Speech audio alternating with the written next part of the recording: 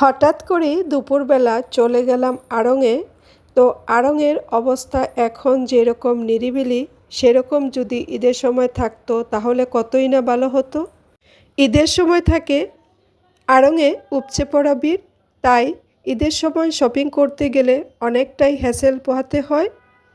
তাই বলছিলাম এরকম নিরিবিলি যদি ঈদের সময় থাকতো তাহলে আমাদের শপিংটা করতে অনেক বেশি ভালো লাগতো।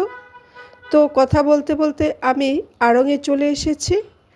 এসে প্রথমে ঈশাদের জন্যে এইখানে মুসলিমের কিছু ড্রেস দেখছিল। মাত্র রোজার ঈদ চলে গিয়েছে, সেই জন্যে তেমন একটা ভালো কোনো কালেকশন ছিল না।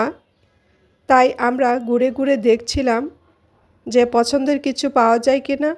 তো আমি তো আপনাদের একদমই ভুলে গিয়েছি বলতে কী জন্যে আমি আড়ংয়ে গিয়েছি। তো এখানে দেখেন মেহনাজ একটা ড্রেস কিনবে বলে অনেক কান্নাকাটি করছিল সে, ও নাকি এই ড্রেসটা কিনবে। ইদানিং দেখা গিয়েছে মেহনাজ এতটাই পাকনা হয়েছে যে মার্কেটে যাওয়ার পরপরই সে প্রথমে ড্রেস কিনতে চায়। তার জন্যে কেনার ইচ্ছে না থাকলেও তারপরে ওর জন্য একটা করে ড্রেস কিনে নিয়ে আসতে হয়। সে এত বেশি বায়না করে, দেখেন ও ড্রেস না নিয়ে যাবে না, সেই জন্য ওকে টানাটানি করে নিচে নামিয়ে নিয়ে যাচ্ছি। সে কোনোভাবেই যাবে না, ড্রেস নেবে নয়তোবা জুতা নেবে। উপর থেকে ঘুরে এসে এখন তাগা সেকশনে চলে এসেছি। এখানে কিছু পছন্দ হয় কি না দেখছি। আর মেহনাজ দেখেন এক জায়গায় লুকিয়ে আছে, আমিও একটু ভিডিও করে নিলাম। অনেক ঘোরাঘুরির পরও তেমন কিছু পছন্দ হচ্ছিল না, কি নিব মানে ভেবে পাচ্ছিলাম না। যে ভালো করে পছন্দ না হলে সেই জিনিসটা তো একদমই আমার নিতে ইচ্ছে করে না।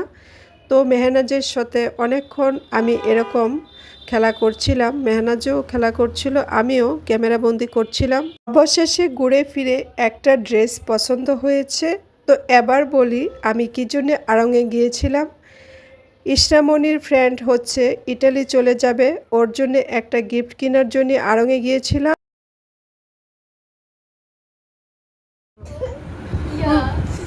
খুশি হয়েছ? হাফসা পছন্দ হয়েছে? আর মেহনাজ দেখেন কান্না করতেছে,